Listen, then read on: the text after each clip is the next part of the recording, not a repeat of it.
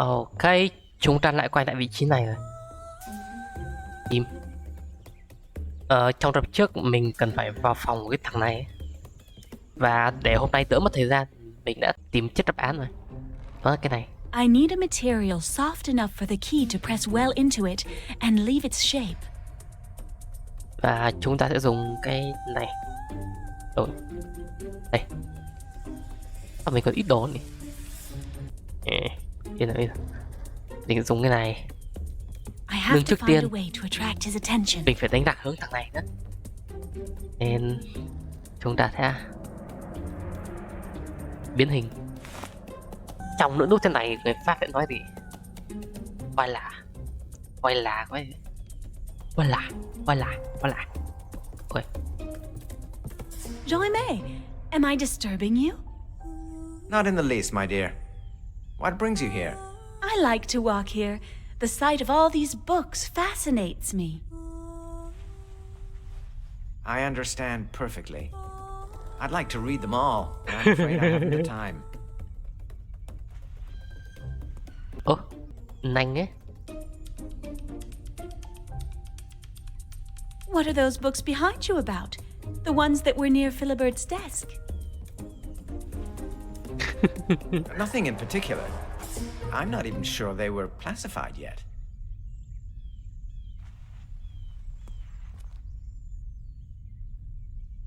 You're sure those books have nothing special to do with Philibert's research?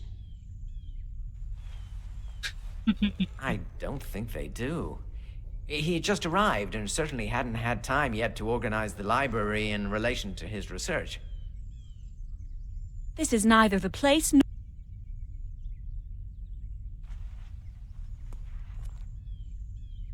You seem to have a lot to do, so... Very well. See you later. Xong chuyện. Chúng ta sẽ về phòng nó. Cùng ở đây. Phòng nó ở đây và chúng ta đột nhập vào. Không, mình đã có chìa đâu. Mình phải đi vào chỗ lò rèn mới đúng. Lò rèn.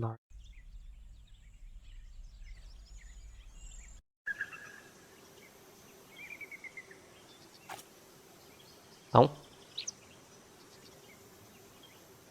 Mà lấy cũng được, kệ.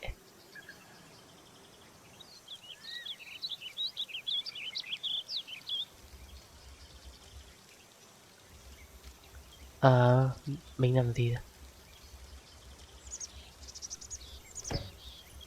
Smith? What can I do for you? I need to make a key from an impression, but I'm afraid it's kind of a difficult operation. Could you do it for me? I'd gladly do you a favor in return. I don't know. What with the disease that's going around, I don't dare leave my house, though I would sorely like to. If you bring me one of your father's medicines, I'll make the key. I'll go see with him about that.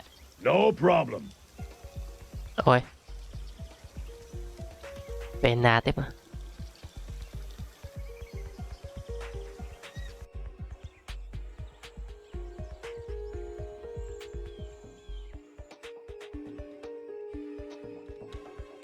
Bố đừng ngủ nữa I'm không? looking for the recipe of a medicine to prevent catching the plague. Unfortunately, there is no completely reliable miracle medicine, but I think that if my preparations are administered early enough, they're effective. Tell me. The easiest one to make is a vinegar to which you add garlic. And that's enough? Both products have antiseptic properties. A little vinegar every day is good for your health. As for garlic, it protects you from contagious diseases. But I also prepare a powder that gives off beneficial fumes. Unfortunately, I forgot the exact makeup. You should find the recipe and some ambergris on my desk. Chết nạc nghe vừa lạ. I'm looking for the recipe. But I think you... Ok. Ông ấy cả ngày chỉ nằm đây. Đúng kiểu người sắp chết. Bao giờ mới mở được cái này vậy? Thế Mình không biết cái này làm gì nữa.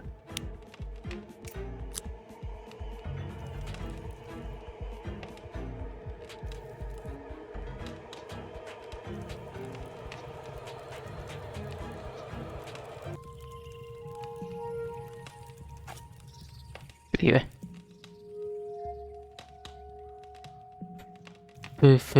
What? Products have antiseptic properties, but I also prepare a powder. I'm look. Tell me. These And that. both products, but I also. Mình lấy cái này rồi đúng không? Nên ông ấy không nói nữa.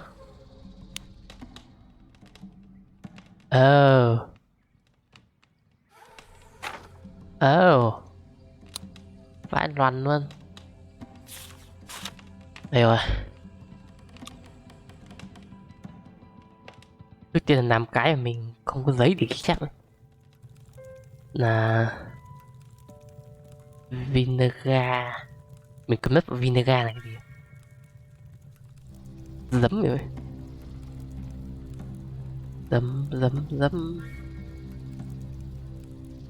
Giấm. Đây. Ốc.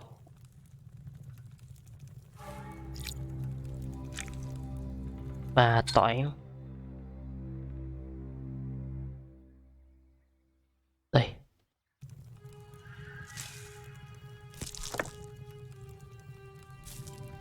It must be ready.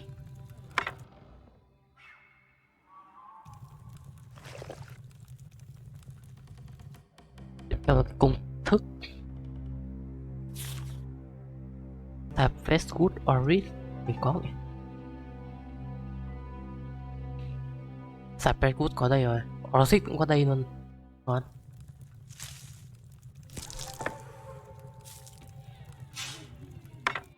Type fast good đây. Không.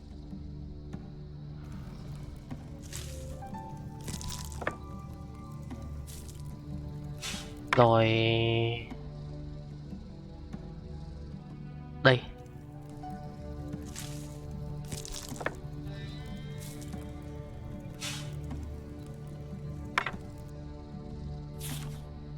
Glove.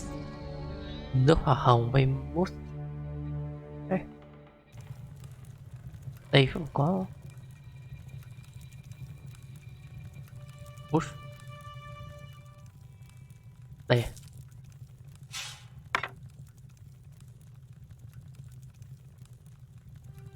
Mousse. Đây. Nước hoa hồng với đây.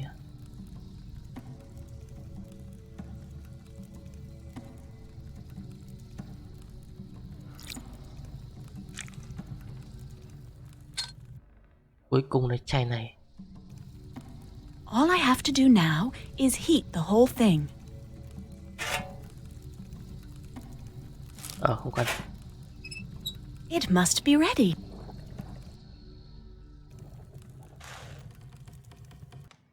Thế được rồi. Ra chỗ lò rèn rồi.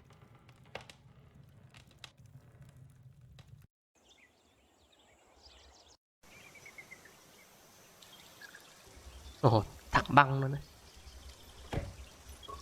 Yes? I have your medicine. Vinegar of the Four Thieves. A spoonful Không per dịch đâu. day prevents. Thanks, Không dịch đâu. Madeline. You've lifted a Give me the impression of the key and come by later. I'll take care of everything. No need to bother him for the. Mình còn cái này nữa.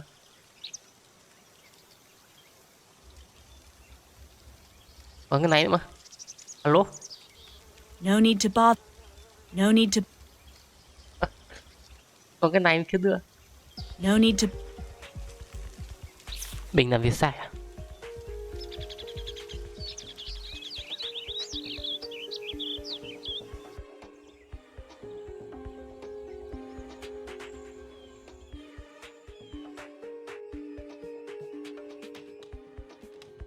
No point in waking him. I have to go to. Rồi quay lại nàng nguyện làm gì cơ?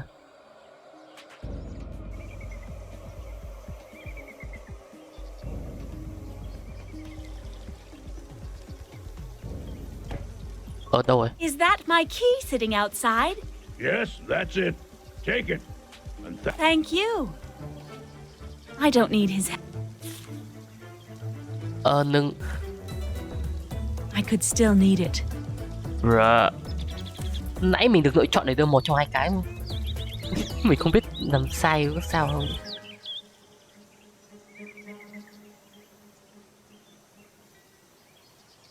Chim. Kệ đi.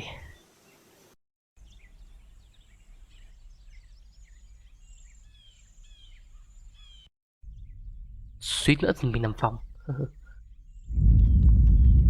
The fuck? Again?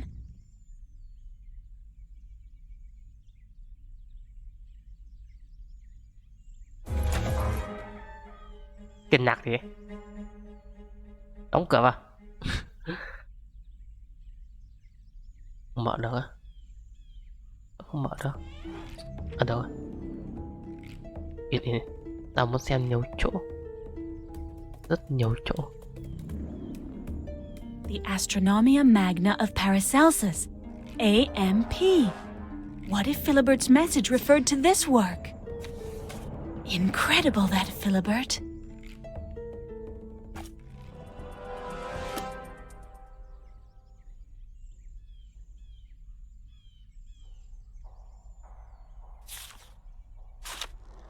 Xem nào.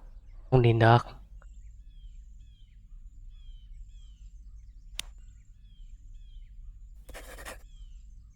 Bởi sao? Thúng be. Under the... Thôi. Tiếp theo là cái này.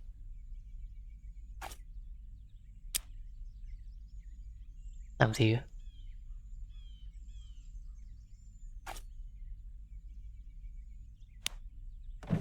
A star chart.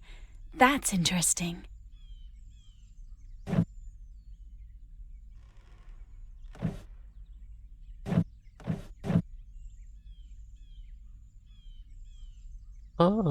Cái gì ấy?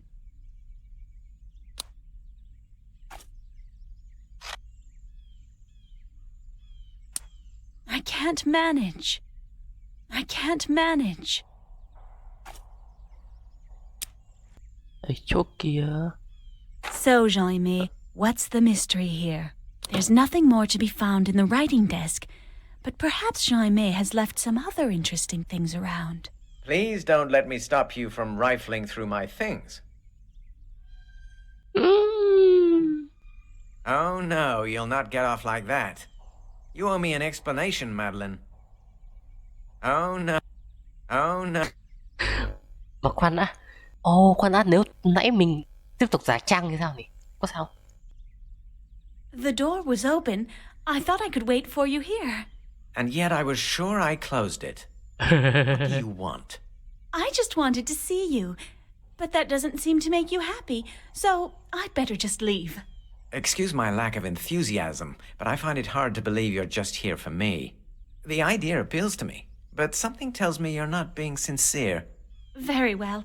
I think I've made enough of a fool of myself like that. I'll take my leave, Mr. Suspicious One. Madeline. Oh my God!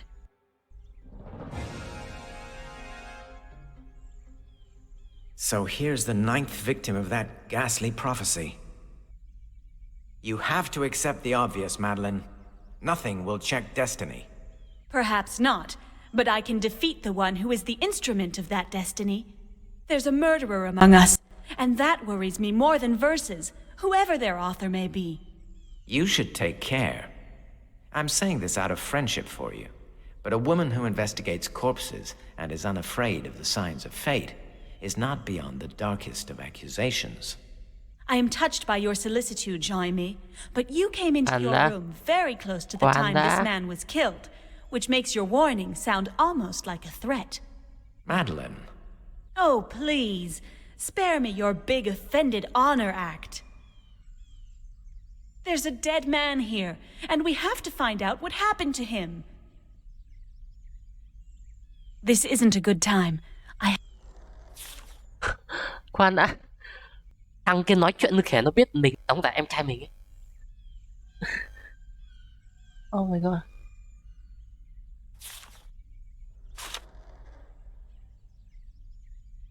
Ok, bài thơ đầy đủ ấy. Nhưng mà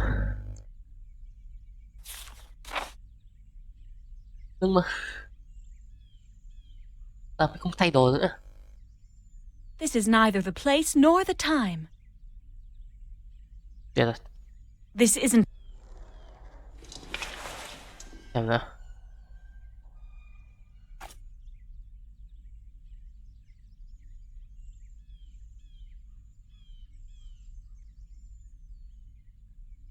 He most certainly was killed with a dagger. The one who did it must have had his trust. He could come close without the guard trying to defend himself. The odor this letter gives off makes me think it comes from a woman. He most certainly... Interesting. Interesting. Interesting.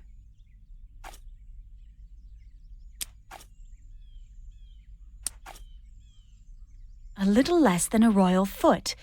The one I'm looking for has rather small feet and must have blood on the bottom of his shoes. In fact, it's surprising I can't find any traces of it around here. The murderer must have taken off his shoes to get away. A little less in... Còn gì không? I hope this print will help me. Ok, đi tiếp rồi. Xong đi. So this is where Catherine de Medici's guards rest. It must be because of the weapons here that entry is forbidden. Brandy. If the guard emptied this today, it's not surprising he allowed himself to be stabbed without reacting. Brandy.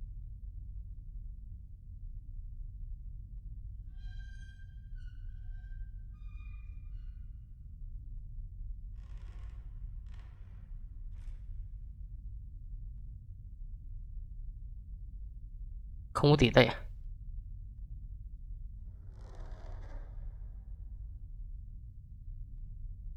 The blade that killed the guard surely came from here.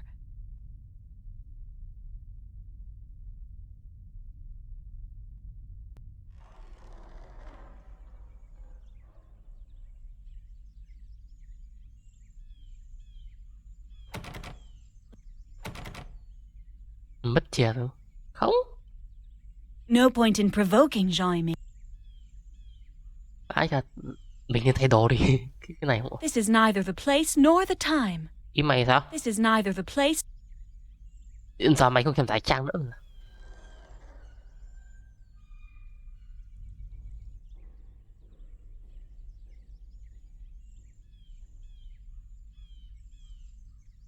I'm here to... Impossible. This is neither... Tuyệt, giờ mình không giải trang nữa. Mở ra xem không?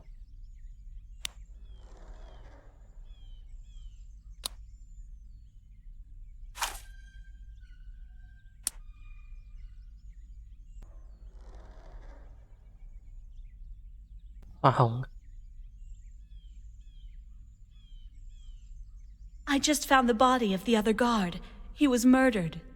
Good Lord. Who dared do this? Did you see anything? Unfortunately not. I arrived too late. But he was surely stabbed. Stabbed? I can't believe it. He was an exceptional fighter, especially in hand-to-hand combat. I'll let Her Majesty know as soon as possible. In the meantime, do what you can. I can't leave my post, whatever happens. Did you know him at all? Very little. He wasn't very talkative. Do you know if he had a girlfriend? I think he was seeing Catherine de Medici's attendant, Constance. Do you know where I can find the young lady? Her room is behind you, on the right. She must be there now. Okay. Impossible. Alo, I just. alo. Constance? Yes? I'm Madeline de Nostradamus. I've come to help my brother with his inquiry concerning the deaths that have occurred recently. Oh, vậy hôm nay mình không hiểm tại trang Come luôn. in. Vì thế à? I have some bad news for you. You were a good friend of the man who used to be the guard on the other side of this floor? Jean? Why, yes. But why are you using the past tense? Dùng tên à? Hay Oh lắm. no! You mean that it was his turn? He's dead? Unfortunately. Nhìn mày Were ngạc you nhiên này. very close? You could put it that way, young lady. But don't be shocked if I don't seem to despair. We hardly knew each other. He was good-looking, seductive, but I won't mourn him. On the other hand, his death is not a good sign. The curse continues. Did Catherine de Medicis warn you? You mean about the curse? It was difficult not to. Every passing day brought the death of someone else from her entourage. And also, I'm the kind of person everyone likes to confide in. Are you Her Majesty's confidant? Nói To xong. be sure, I'm here officially as her lady-in-waiting. But above all, I help Her Majesty conduct certain sensitive negotiations and to persuade those who hesitate. What? Think a What? bit, mademoiselle. You're very pretty yourself. Oh, Young and fresh to boot. I have to admit, I've been bored since we came here. And the idea of making a friend like you thrills me. Are you gay? what can you tell me about the victim? Jean was a good man. Sweet, solid, not very talkative, but loyal to the crown. You left him a letter, didn't you? Yes, an envelope with a rose in it. He didn't know how to read, but he appreciated signs of affection. Okay. Do you know his birthday by any chance? I'd have liked to know his astrological sign. No, I'd like to help you, but he never spoke of himself. When did you see him for the last time? At dawn, before he went on his watch. What can you... Jean, When... Hoặc quay về không? Thank you, you're welcome, Madeline.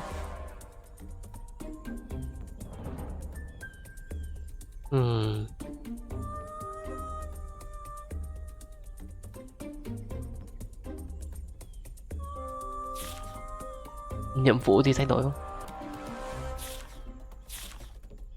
Ồ, xong hết việc rồi này.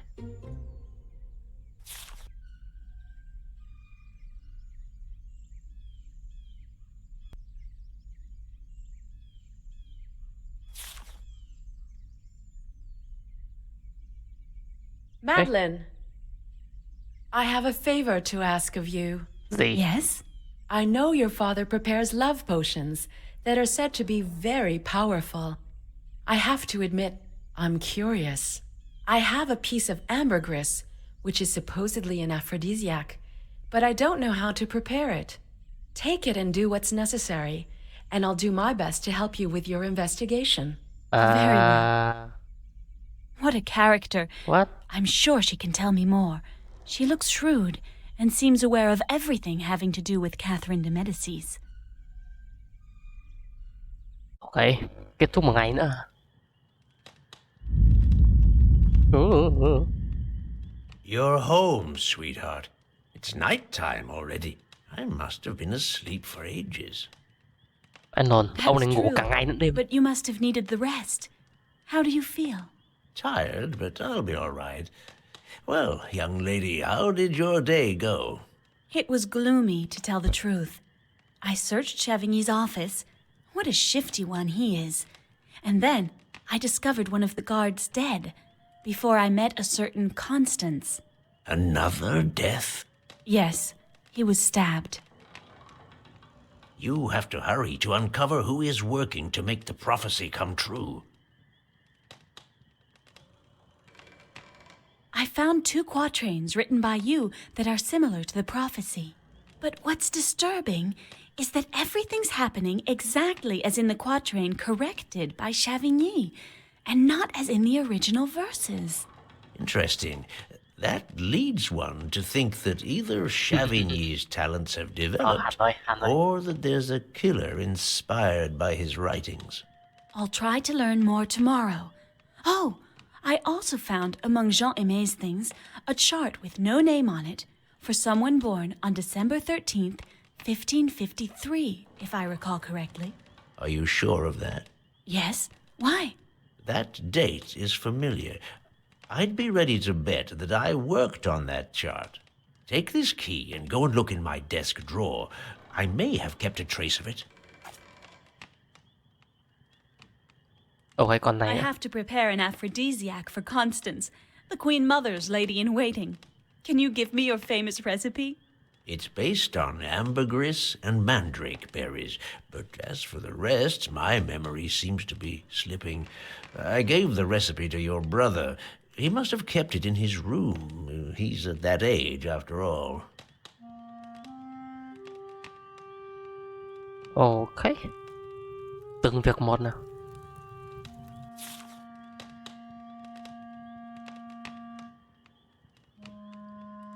Nắm đồ không biết. Chùa, giờ mới thay. It looks like the same chart as the one I found at Chavigny's. And it's Queen Catherine's nephew's. But why is Jean Aimé interested in Queen Catherine's nephew? And why secretly? This is most disturbing. Maybe if I examine the near future of young Henry of Navarre, I'll better understand the reason for so much mystery. And it will be a good opportunity to use the solar return machine. Ok, mình không hiểu biết.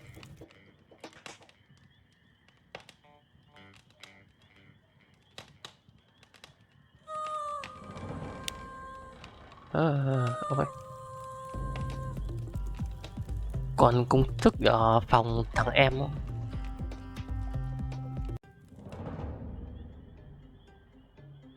Đây không?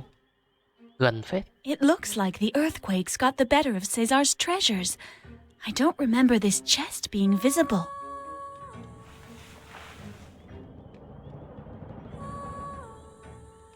Ồ, đừng nói là... Không. Ok, dùng cái này.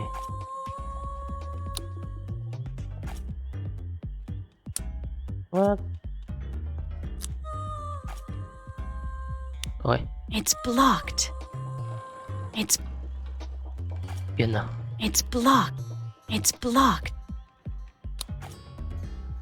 It's blocked. Thì... It's blocked. It's blocked. mất thời gian. Cái này trước nè.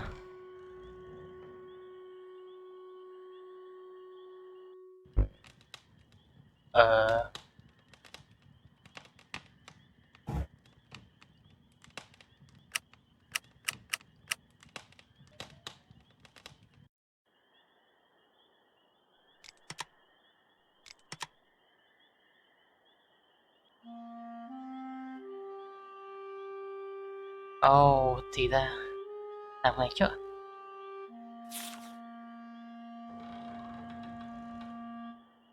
I could still need it.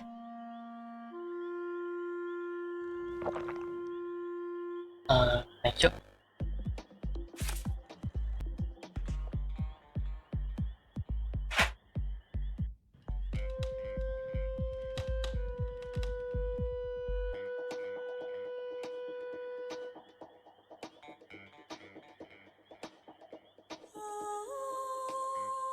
First, I should verify the positions of the different... File kiểu gì? Đây.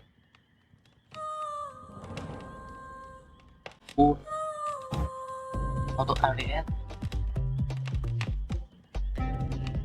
Rồi. Cái này 10 độ rồi, 20 độ. Đây. 26 độ. Mercury biểu tượng gì? Đây. Mặt trăng cộng cộng 6 độ Baket. Đây. Venus. Tôi đến Venus tập về. Còn đàn ông sao hả? 24 bọ cạp.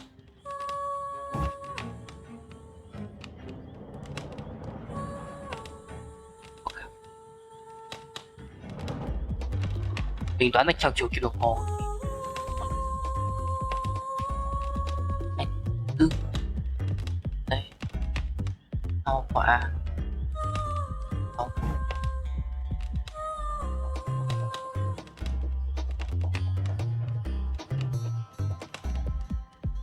Jupiter là số 4.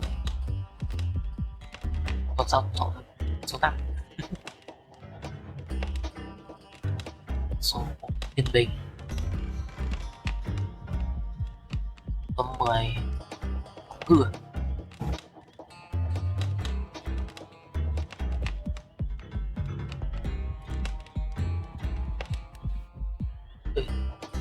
First, I should Mình không muốn làm gì sai đâu. Not yet. Not yet. Đấy, mình làm không đúng.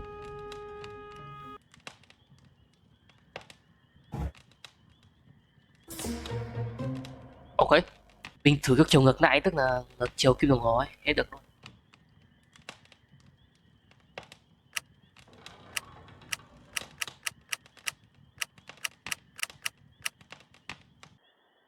I must not have set the counter right. Tuổi của người ấy.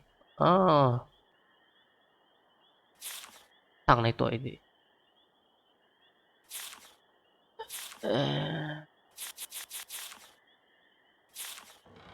1553.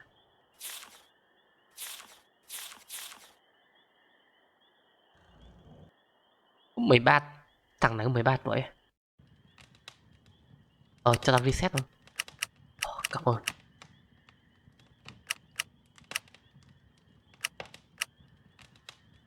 Mười ba. Ổn đó. I must not have set. Này. Đến 12 tuổi.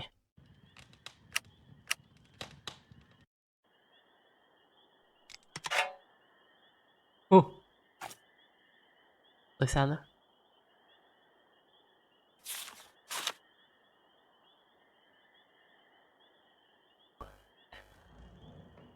Kiểu thế. Không phải đi xong rồi. Còn mỗi này lưng mình chưa mở được. It was a full day. I'm exhausted. Cái gì? Sao chưa làm xong việc?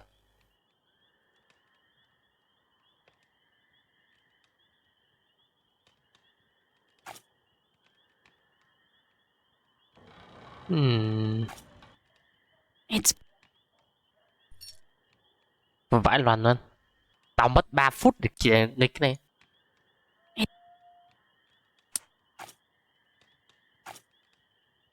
Rồi sao? Sợ.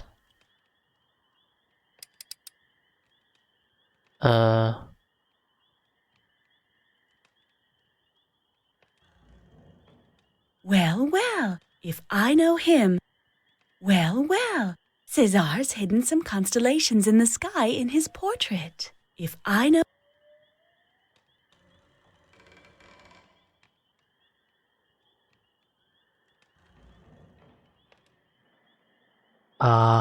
Trong phòng của ông già có cái gì đó.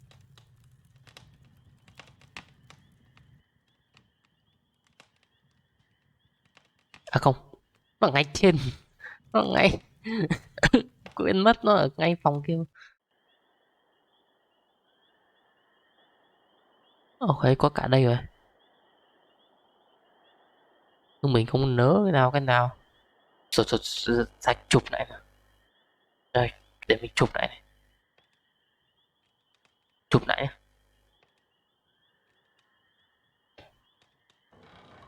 Cái check đây. Đầu tiên chắc chắn này. Rồi bảo bình này. Đây, cái này giống nhất này. Vậy là bình bảo bình song tử. Mà thôi, đoán được 2 cái thì cái còn nãy vừa xong. thiên, bình, bình.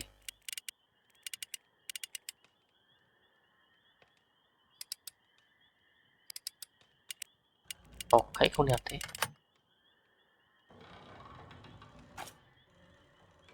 Tao cần nè. Tìm. I could still need it. I'm not sure the contents of this chest merit such solid protection.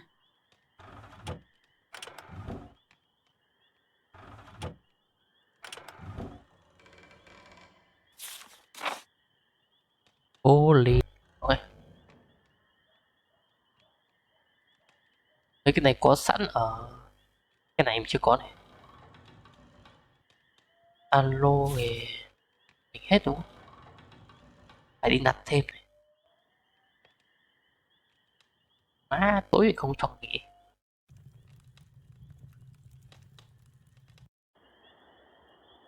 Xong một tí quên mất cái gì đó nữa, lại phải đi lấy.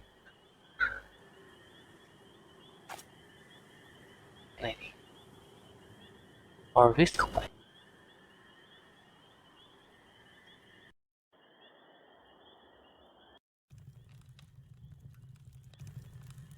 Ok, tiếp tục công việc nào. Bắt đầu cái này luôn đi.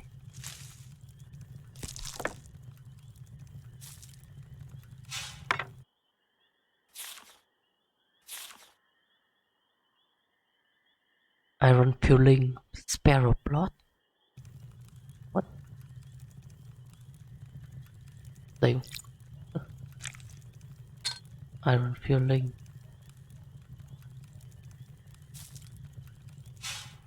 Còn Moss đúng không? Để mình là đúng. Đây nữa. Thôi, không đào theo thứ tự, không có quên mất. Quế rồi clove.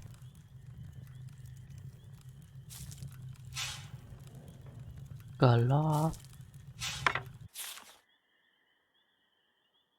Rượu ngọt, đường.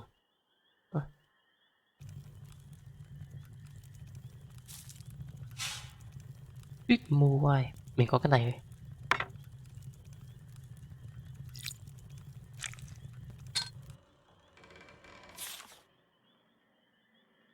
Nutmeg. Nutmeg.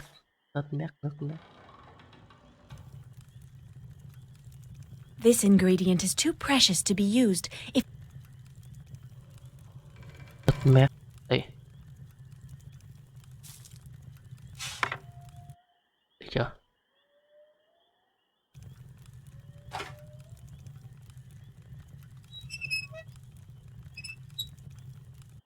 Rồi còn cái này nữa. Rồi. Alo, đây. Perfect. I think I've got it. Sợ thật. Ghen bắt mình đi nằm thuốc ái tình quá. Hết một ngày nữa.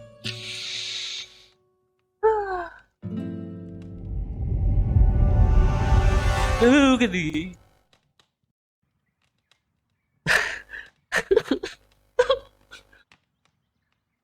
Mẹ mình đang không tập trung, thế mà mình vẫn sợ.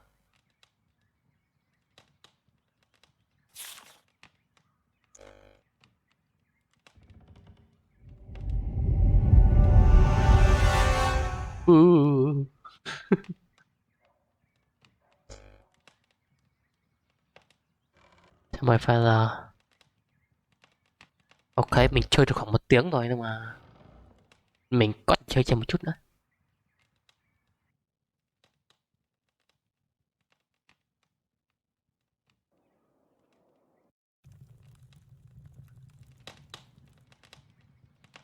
Bố ơi bố, bố đâu rồi? The chart that I found at Chevigny's is Henry of Navarre's. I knew that birth date was familiar.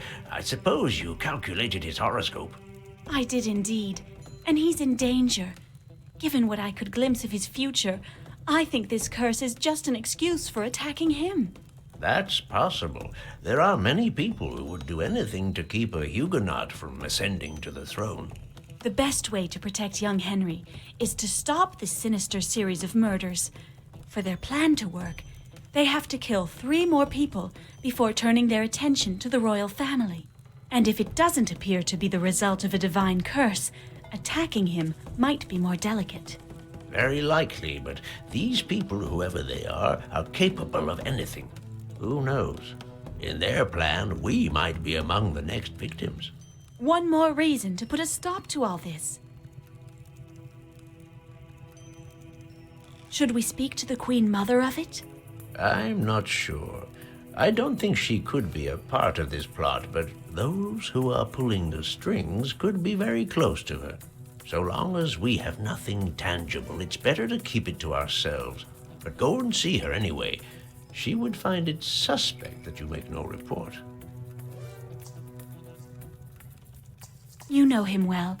Do you think Chavigny could be behind all this? Not long ago, I would have answered no. But there are many disturbing things here, and after all, money and power can change a man. Don't trust anyone. The future is fickle, man. No one. If I had foreseen what is happening today, I would have sent you far away with your mother. Philibert must have felt threatened. He left behind a little stone, almost the same as yours, and a paper with the letters A.M.P. followed by the number 45. That note led me to the Book of Paracelsus. Philibert was a cultivated man, and what did you find in it? A sheet covered with strange signs. In fact, it seemed like an alphabet. It was perhaps related to his research on Celtic symbols and to the engraved stones. The motifs were very similar. Interesting. What book did you find that sheet in? Excuse me? The Astronomia is divided into 4 tomes, and from what I remember, the edition at the chateau doesn't bind them all in one book. Therefore, there are 4 separate volumes, and perhaps 4 notes by Philibert.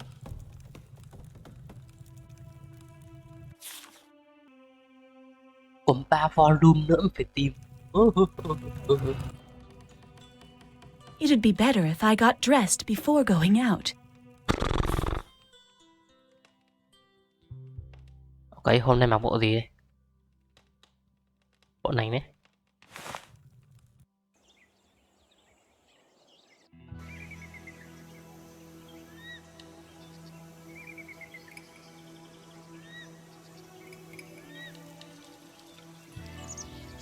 I don't need his help. Nhưng còn cái này. I could still need it.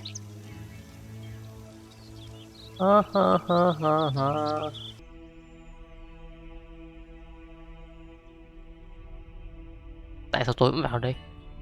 This is surely the weapon that killed the guard. The killer must have been very cool to come here and put it back in its place. This is the killer. Thằng này có không dấu vân tay không? Chi tiết hay ấy. Đây mấy kiểu chi tiết nhỏ mà game không cần làm cũng được đó, nhưng vẫn làm. Trừ vì mình quên cái đó rồi. Được sao à? Tao vào đâu? He must have changed the lock. Nick à? He must have... Thế tao vứt á? I could still need it. He must have...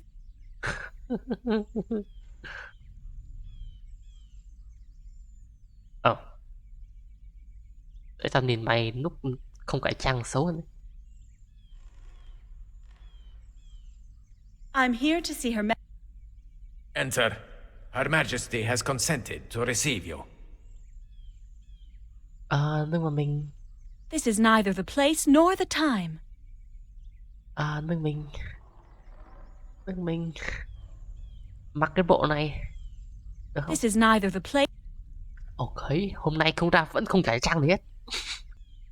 Tất cả mọi người đều mặc kệ thôi. Madeline, I'm delighted to see you again. Come. Mày chưa bao giờ gặp tao. I was certain you'd help your brother. Well, what have you found out? Tự nhiên mọi người mặc kệ luôn. Mình chỉ cần nói là mình giúp em trai mình, nhưng mình không bao giờ cải trang nữa. Nhưng mình nói tiếp từ bao giờ? Mình không biết nữa. I don't believe you're victim of a curse, although someone is trying to convince us you are. What makes you say that? First, the librarian was poisoned, but they want to make us think it was an accident. I deduce from that either the murderer was afraid of being discovered, or he thought an accidental death would go better with the prophecy. Second, I now know that the quatrain you saw is a shortened version of the prophecy my father wrote. And yet the events are taking place exactly as described in the short version. It seems to me that fate, if that's the force at work here, would hardly adapt itself to an edited text. He who inspires men's prophecies would hardly obey their quills, don't you think? I think you have the same mind as your father. I agree with you. There's something not very coherent about this so-called curse. Do you know who was aware of the quatrain you gave me? Chavigny, of course, the king, and also my apothecary and myself. The king cannot be suspected, and my apothecary is dead. So on the list of suspects, I can only see your father's secretary, unless he showed it to someone else himself. I'm going to speak to him about it. As for me, I'll give the order not to let him leave the chateau, as long as this business isn't settled. It seems to me that Constance also knew about the verses. Yes, she had heard of them, but she doesn't know the precise contents of the quatrain.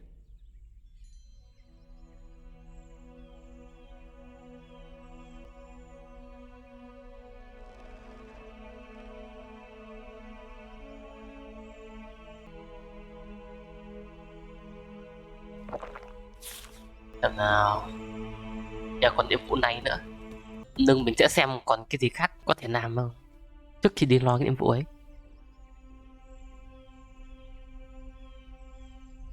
Ví dụ đi gặp thằng này hả? Someone must have lost it recently. I didn't notice it. Maybe it's Chavigny. His door seems open. Khoan đã.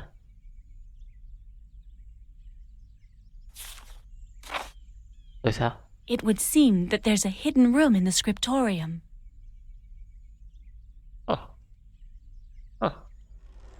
Alo? Well, well. To what do I owe the honor of your visit? A question, Jaime. I absolutely must know who was aware of your version of the quatrain. Someone is using it as an inspiration for murder, but the Queen says few people knew of it. Do you mean she suspects me? Do you mean she suspects me? And I suppose I Nó owe nói một that câu to hai lần. you and your brilliant deductions. Nói một câu If hai you're lần. not guilty, help me find the murderer. But how? Someone could have rummaged in my things and found the quatrain. You're not the only one capable of breaking in. It's better to leave it at that for now.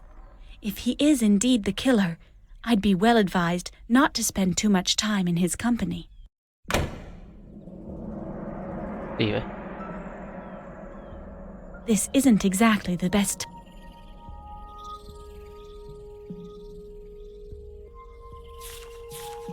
Ok. Thế chắc là xong việc ấy. Trước khi kết thúc tập này mình sẽ thử xem có mở cái cửa phòng kia. Tập này không biết dài đâu. Có khi được 50 phút đấy. Phòng này ó. Map ở đây cơ mà. Phòng sách hiếm. Có cả tên luôn. Chỉ biết mặt cái gì. Cryptorium. Đây giá sách nữa. Vào từ đây ấy. Chắc chắn phòng này. Này này này. Dừng lại, dừng lại.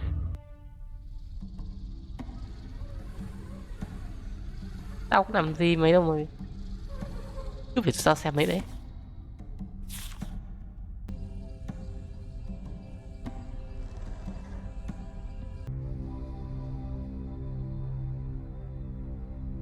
Đừng thấy gì không?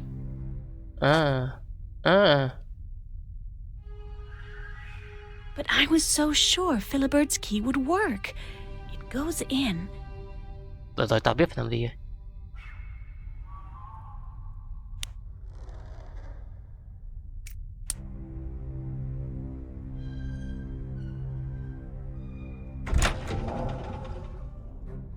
Ok. Và mình sẽ dừng tập này tại đây. Chào các bạn và hẹn gặp lại. Cho tao vứt đấy. I could still need it.